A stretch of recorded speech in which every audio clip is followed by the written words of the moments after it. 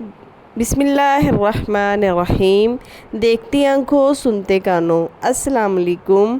تو کیسی ہے نویدہ کی یوٹیوب فیملی؟ امید کرتی ہوں کہ سب ٹھیک ٹھاک ہوں گے، خیر و عافیت سے ہوں گے، خوش رہیں، آباد رہیں۔ بعض اوقات ہم دوسروں کی جو آسائشیں ہوتی ہیں ان کو دیکھ کے سمجھتے ہیں کہ یہ بڑی آسانی سے مل گئی ہیں، لیکن ایسی بات نہیں ہوتی۔ وہ ایک بہت مشکل وقت جو ہوتا ہے گزار کر یہاں تک پہنچتا ہے۔ تو اسی طرح سے ہمارے ساتھ بھی کچھ ایسی ہی ہوا تھا، تو اللہ پاک نے ہمیں ان نعمتوں سے نوازا۔ بس جیسے کہ میں آپ کو کہتی ہوں کہ اس ٹائم پہ جب آپ پریشانی میں ہیں، آپ نے صبر سے کام لینا ہے اور اللہ سے بہترین مانگنا ہے۔ تو سب سے پہلے میں آپ کو بتاتی ہوں کہ ہم لوگ پہلے سندھ میں رہتے تھے اور اب پنجاب میں۔ تو جب ہم سندھ میں رہتے تھے تو وہاں پہ اتنی بارشیں ہوئیں، 14-15 دن تقریباً ہر دوسرے دن بارش ہوتی تھی، اور اسی طرح سے مسلسل بارشیں ہونے کی وجہ سے وہاں کی جو زمین تھی وہ ساری زیر آب آ گئی تھی۔ تو وہاں پہ گھر اس طرح تھے کہ پہاڑی کے اوپر کچھ گھر تھے اور کچھ ایسے نیچے تھے۔ تو ہمارا جو گھر تھا وہ نچلی سائڈ پہ تھا، اور جو ہمارے گھر کی بیک والی سائڈ تھی وہاں پہ ایک بہت بڑا تقریباً 3-4 کنال کا گڑھا تھا۔ تو پانی جو تھا وہ اس میں بھرتا گیا اور زمین جو تھی پانی جذب کرتی رہی۔ تو یہ سلسلہ جو تھا 14-15 دن چلتا رہا۔ اس کے بعد جو بارشیں ہوئیں اس میں پانی اتنا زیادہ ہو گیا کہ گڑھے میں تو پانی نہیں بھرا، لیکن جو ہمارے گھر تھے ان کے فلور اس طرح تھے کہ وہ ہم نے خود ہی سیٹ کیے تھے، کیونکہ ہماری جاب تھی وہاں پہ، تو جاب کی وجہ سے ہم ادھر رکے تھے۔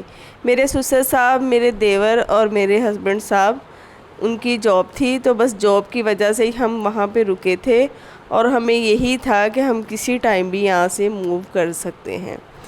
تو بس ہم نے اپنے گھر کو اپنے حساب سے سیٹ کیا تھا، کارپیٹ وغیرہ، شیٹس، اس طرح کی چیزوں سے فلور کو ہم نے ڈیکوریٹ کیا تھا، اور اپنے فلور جو ہے وہ دیکھنے کے قابل بنائے تھے۔ تو بس پھر ہم نے ایک دن اتنی زیادہ بارش ہوئی کہ ہم بیٹھے پانی نکالتے رہے۔ آخر میں نے امی سے کہا کہ امی جی اب کیا کریں، پانی تو جو فلور ہے اس کے جگہ جگہ پہ سوراخ تھے تو وہاں سے نکلی جا رہا ہے۔ تو پھر میں تب اتنا دماغ نے کام ہی نہیں کیا کہ اب کیا کریں، تو میں صابن ہی پڑا تھا، کیونکہ باہر بھی بارش ہو رہی تھی، نہ مٹی لا کے ڈال سکتے تھے اور نہ سیمنٹ لگا سکتے تھے۔ تو بس دماغ نے کام ایسے کیا کہ میں نے صابن لائی اور صابن کو میں نے اس سوراخ کے اوپر اچھی طرح سے لگا کے چھوڑ دیا۔ اب مجھے اس بات کا آئیڈیا ہی نہیں تھا کہ صابن سے تو پانی جو ہے وہ دوبارہ سے آنے لگ جائے گا۔ تو بس جیسے ہی وہ صابن تھوڑا گیلا ہوا، میلٹ ہوا، تو پانی پھر آنا شروع ہو گیا۔ دیکھتے دیکھتے پانی بہت زیادہ آ گیا، اور پھر ہم اس کو اسپنج کی مدد سے بالٹیاں بھرتے رہے اور باہر گراتے رہے۔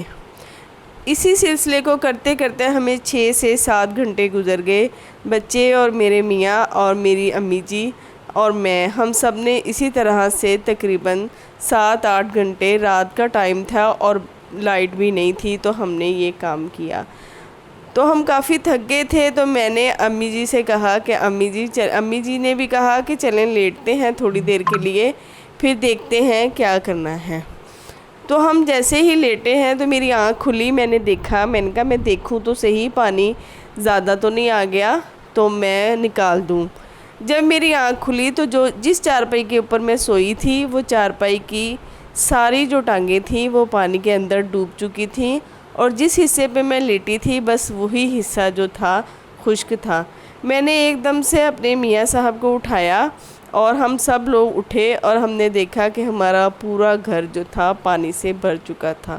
جیسے کہ میں نے آپ کو بتایا تھا کہ بیک سائڈ پہ ایک بہت بڑا جو گڑھا تھا وہ بھی بھر چکا تھا کافی حد تک، تو بس وہاں سے پانی ادھر ہمارے گھر کی طرف آنے لگ گیا۔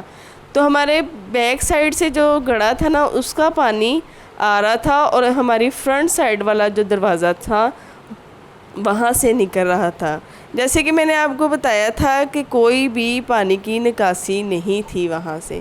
تو بس اسی طرح سے پھر ہم نے کیا کرنا تھا، اپنی ضرورت کی جو چیزیں تھیں جو نیچے نیچے تھی کیبنز میں، الماریوں کے نیچے نیچے، وہ ساری چیزیں ہم نے اٹھائیں اور اٹھا کر بیڈوں کے اوپر پھینک دیں۔ اب دیکھیں لوگ کیا کہتے ہیں کہ یہ تو سب فراڈ ہے، یہ ایسے ہی میڈیا جو اتنا دکھا رہا ہے، ایسی بات نہیں ہے۔ ایسی ہی بات ہوتی ہے جب پانی آتا ہے تو کوئی سمجھ نہیں آتی کہ اب ہم کیا کریں۔ تو بس اسی طرح سے کچھ لوگ ہمارے اندر چارپائیوں پہ بیٹھ گئے اور کچھ جو تھے صحن میں بارش میں بیٹھے۔ بارش میں بھی 3-4 گھنٹے مسلسل بیٹھنے کے بعد اتنی ٹھنڈ لگنے لگ گئی تھی کہ اب کیا کریں اور کہاں جائیں۔ باہر دیکھتے تھے تو باہر بہت سارا پانی تھا، اندر پانی تھا۔ تو اس صورتحال میں پھر ہم کیا کرتے؟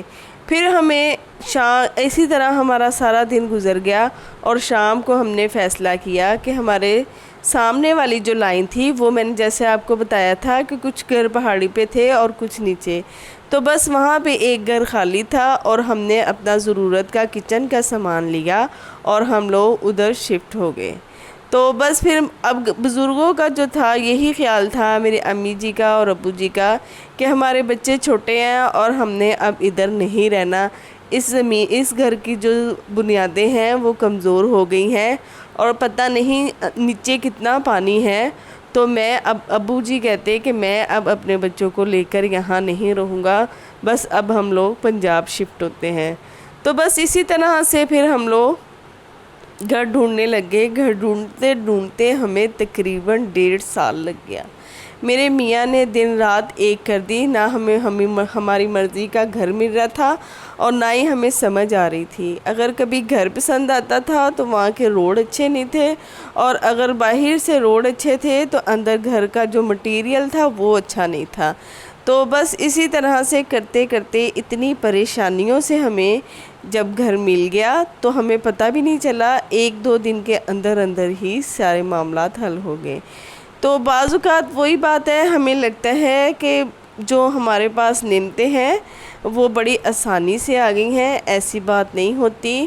کچھ بزرگوں کی محنت ہوتی ہے اور کچھ آپ کا نصیب۔ تو بس میرے بزرگوں نے محنت کی تھی اور جو پریشانی ہمارے پر آئی اس نے ہمیں وہاں سے نکلنے پر مجبور کر دیا۔ تو وہاں پہ بھی ہمارا بڑا دل لگا تھا، بڑا اچھا ماحول بنایا تھا ہم نے، ملنے والے بہت اچھے تھے اور بڑے اچھے طریقے سے ہم ایک دوسرے کے ساتھ ملتے تھے۔ تو وہاں پہ بھی ہمارا گھر چونکہ ایک ہی تھا، باقی سارے ہمارے جو رشتہ دار تھے وہ سب پنجاب میں تھے، لیکن وہاں کے لوگوں نے بھی ہمیں فیل نہیں ہونے دیا کہ ہم یہاں پر اکیلے ہیں۔ تو لوگ بھی بڑا دکھ کر رہے تھے وہاں پہ کہ بڑا برا ہو گیا ہے، آپ کا گھر تو تقریباً سارا ہی ڈوب گیا ہے۔ پھر دوسرے دن ہم لوگ مزدوروں کو لے کے آئے، انہوں نے سارا سامان نکالا۔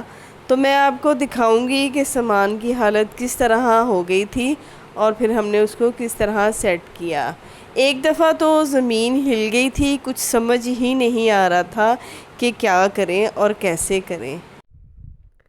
تو سیلاب آنے کے بعد جو ہمارے پہ پریشانیاں آئی تھیں یا جن چیزوں کا ہمیں سامنا کرنا پڑا تھا وہ میں آپ کو انشاءاللہ پھر کسی دن کسی اور ویڈیو میں بتاؤں گی۔ تو بس دعا اللہ پاک سے یہی کیا کریں کہ اللہ پاک جو بھی پریشانی آئے وہ آپ کی رحمت سے ٹل جائے اور ہمارے لیے اب آسانیاں کرنا، جو ہونا تھا وہ تو ہو گیا۔ میری تمام پیاری پیاری بہنوں کا ویڈیو دیکھنے کا بہت شکریہ۔ اللہ حافظ۔